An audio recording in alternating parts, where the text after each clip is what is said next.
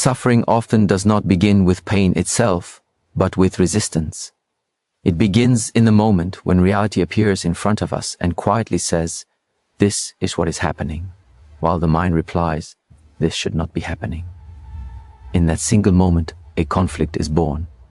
Life continues moving forward, neutral and precise, but the mind freezes, holding tightly to an image it created earlier. This image may have been built from hopes, plans, comparisons, or promises we made to ourselves. When life does not confirm that image, the mind interprets the mismatch as failure, injustice, or loss, even when nothing essential has been taken away. From an early age, we are conditioned to believe that if we do the right things, life will reward us in a predictable way. Study hard, and success will follow. Be kind, and people will treat you well. Work honestly, and stability will come. These ideas are not wrong, but they are incomplete. They ignore the complexity of life and the many variables beyond personal effort. When we internalize these ideas too rigidly, they turn into expectations. Expectations are not goals. They are emotional contracts with the future. And when the future does not sign that contract, disappointment appears. The mind prefers certainty. It wants clear timelines, guaranteed outcomes, and visible progress. Reality, however, operates in layers. Some lessons arrive quickly, others slowly. Some efforts show results immediately, others mature in silence. When the mind expects linear movement but reality moves in cycles, confusion arises. You may feel stuck, even when growth is happening beneath the surface. The suffering comes not from stagnation, but from misunderstanding the process. This conflict between expectation and reality often expresses itself as inner dialogue. Thoughts such as "I should be further by now," "This is not how it was supposed to go," or "Others have it easier," quietly repeat in the background. These thoughts do not solve problems. They amplify emotional weight. They pull attention away from the present moment and trap it in comparison with an imagined version of life that does not exist. Over time, this creates chronic dissatisfaction. Even achievements lose their sweetness because they do not match the original fantasy. It is important to recognize that expectations are formed from limited information. At any moment, you see only a small part of the whole picture, yet the mind treats its conclusions as absolute truth.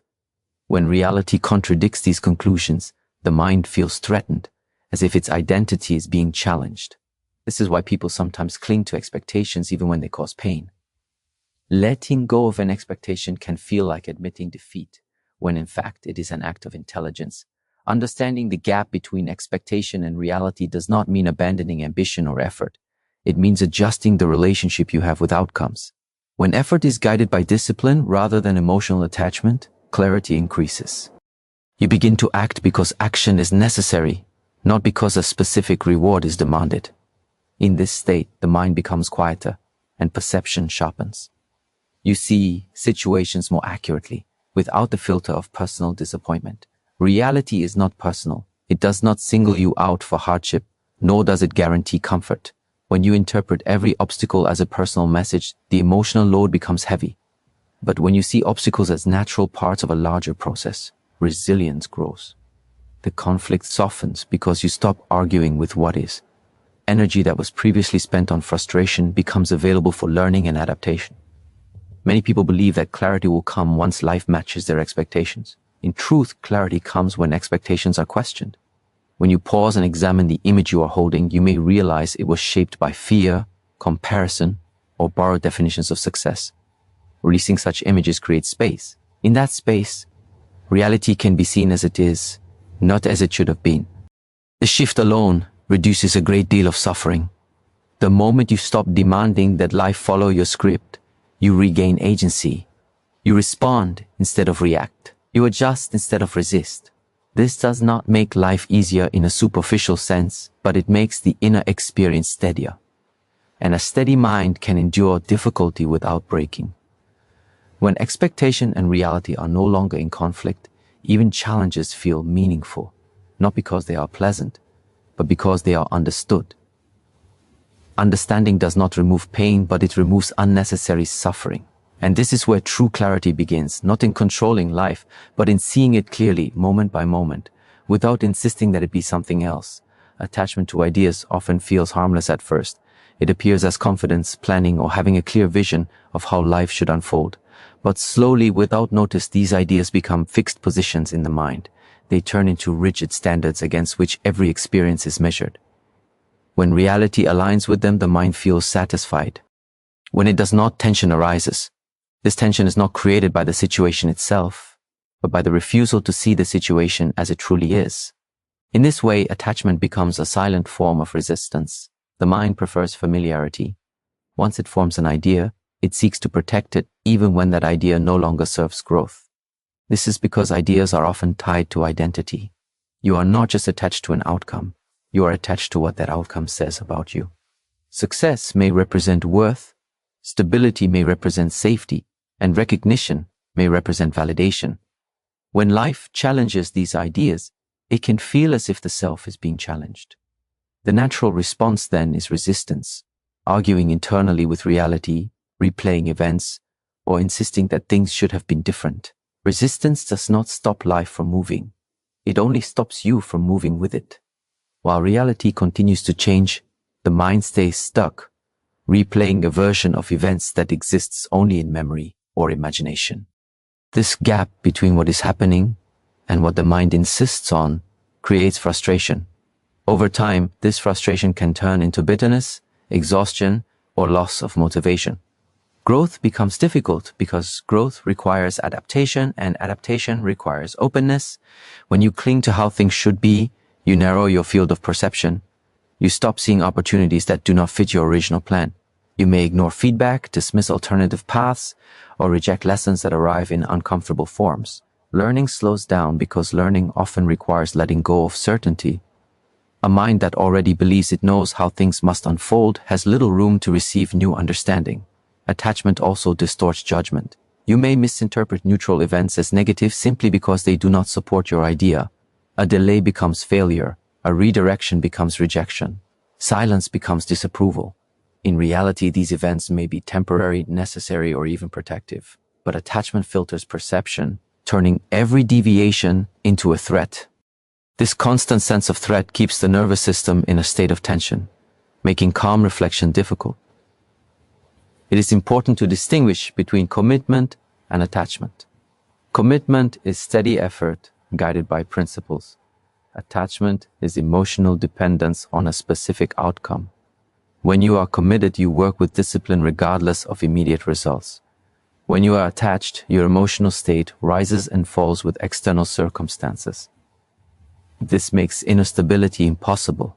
The moment life changes direction, so does your sense of peace. Resistance often disguises itself as persistence. You may tell yourself that you're being strong by holding on, when in truth you are avoiding adjustment. True strength is not the refusal to change, but the capacity to respond wisely to change. When you release attachment, you do not become passive. You become responsive. You act based on what the situation requires now, not on what it was supposed to be. Growth happens when resistance ends. The moment you accept reality as it is, without approval or denial, the mind relaxes. In this relaxed state, insight appears. You begin to see what can be learned, what needs to be improved, and what must be released. Acceptance does not mean liking the situation.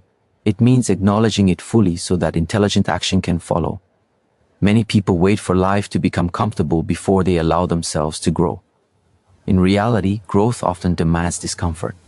When ideas collapse, humility is learned. When plans fail, creativity is developed. When expectations are not met, patience is trained. These qualities cannot be learned in a controlled environment. They emerge only when attachment is challenged. Letting go of rigid ideas does not mean living without direction. It means holding direction lightly. You still set intentions, but you allow the path to change. You still value effort, but you release the demand for immediate reward. This balance creates flexibility, and flexibility is essential for long-term progress. When attachment loosens, resistance fades. You stop fighting reality and start working with it. Learning becomes continuous, not conditional. Growth becomes natural, not forced. And life, while still unpredictable, becomes easier to navigate, not because it conforms to your ideas, but because you no longer need it to. Many people move through life as if it were an opponent that must be defeated, controlled, or outsmarted. When difficulties appear, the immediate assumption is that something has gone wrong, that life is unfair, or that they are being tested beyond what is reasonable. This mindset quietly turns every challenge into a personal conflict, but life does not operate with intent to harm or reward individuals. It operates as a continuous process of cause and effect. When this is understood, the role of life shifts from enemy to teacher, and every difficulty becomes a form of instruction. A teacher does not remove challenges. A teacher presents them in ways that reveal weaknesses, habits, and blind spots. In the same way, life exposes areas that need development. When expectations collide with reality, the discomfort that follows is not meant to break you but to show you something about yourself. It may reveal impatience, poor preparation, emotional dependence, or rigid thinking. These revelations are uncomfortable, but they are valuable. Without them, growth would remain superficial. The problem arises when people take these lessons personally. Instead of observing what the situation is teaching, they focus on the pain of not getting what they wanted. This shifts attention away from learning and toward complaint. Complaining feels natural, but it offers no insight. It keeps the mind focused on loss rather than on understanding. When this happens repeatedly, the same lessons appear again, often in different forms, until they are recognized and integrated. Every mismatch between expectation and reality is a form of feedback. It is information about how you relate to effort, time, uncertainty, and control. For example, when hard work does not immediately produce results, the lesson may be patience or consistency. When trust is broken, the lesson may be discernment rather than withdrawal. When plans fail, the lesson may be flexibility or humility. Life does not explain these lessons in words, it presents them through experience. Discipline is developed precisely in these moments. Not the discipline of force, but the discipline of response. How you speak to yourself when things do not go your way matters. Whether you remain steady or become reactive determines whether the experience refines you or hardens you. A disciplined mind does not avoid emotion, but it does not allow emotion to dictate behavior. Self-regulation is one of life's most important teachings. Awareness grows when you stop asking, "Why is this happening to me?" and start asking, "What is this showing me?" This simple shift transforms frustration into curiosity. Curiosity opens the door to insight. You begin to notice patterns in your reactions, recurring situations, and repeated mistakes. Over time, these observations build self-knowledge. And self-knowledge is more valuable than comfort because it leads to lasting change. Character is not revealed in moments of ease. It is shaped in moments of pressure. When life removes certainty, character decides how you proceed. Do you become bitter or reflective? Do you withdraw or adapt? Do you blame or take responsibility? These decisions, repeated over time, form the foundation of who you become. Life provides the conditions, you provide the response. It is important to understand that lessons are not always pleasant, and they are rarely delivered according to preference. A teacher who only praises but never challenges produces weak students. In the same way, a life without resistance would not develop strength, clarity, or resilience. Difficulty is not evidence of failure, it is often evidence of preparation for a deeper level of understanding.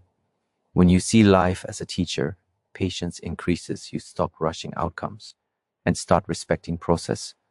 You accept that some lessons require time and repetition. You also become less reactive to setbacks because you recognize them as part of training rather than signs of defeat. This perspective creates inner stability even when external conditions remain uncertain. Over time, this approach builds trust, not blind optimism, but trust in your ability to learn and adjust. You no longer need life to be easy, you need it to be instructive, and life always is. The moment you stop fighting the lesson, it becomes clear. The moment you integrate it, the situation often changes or loses its power over you. Life does not stand in your way, it shapes the way. When you meet it with attention, discipline, and willingness to learn, every mismatch between expectation and reality becomes meaningful. Not because it confirms what you wanted, but because it develops what you need.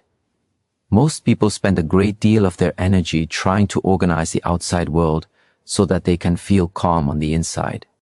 They believe that if circumstances improve, if people behave differently, or if outcomes finally match expectations, peace will naturally follow. This approach appears logical, yet it repeatedly fails because external conditions are unstable by nature.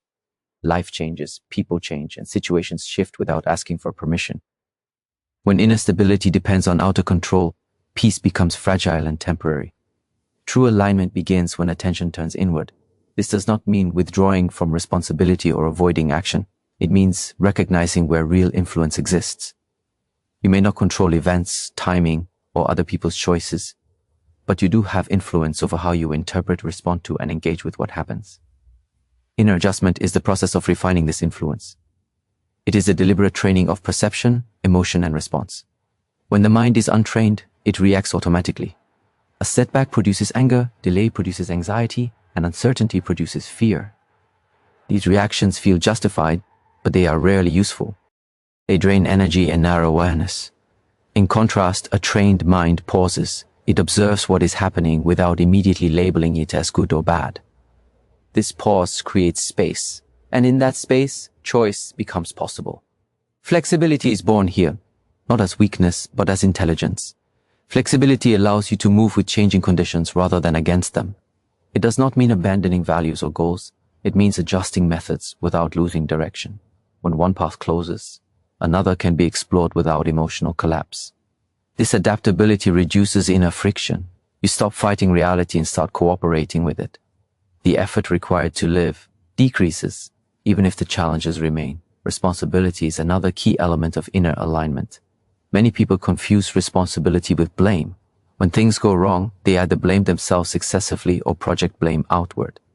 Neither approach leads to clarity. Responsibility, in its mature form, simply means recognizing your role in the situation and responding accordingly. It is the willingness to say, this is where I am, and this is what I can do from here. This mindset restores agency without self-criticism. Taking responsibility for inner states is especially important. You may not be responsible for what happened, but you are responsible for how long you carry its emotional weight. Holding on to resentment, regret, or anxiety is often justified by past events, yet it keeps the mind trapped. Letting go is not forgetting or excusing. It is choosing not to let the past dictate the present. This choice requires discipline, but it brings relief. Presence completes the process of alignment. When the mind is constantly replaying the past or rehearsing the future, it misses the only moment where action and understanding are possible. Presence anchors attention in what is actually happening now.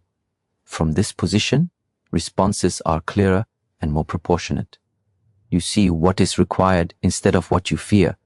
This clarity is the foundation of calm action. Training the mind to remain present is not easy.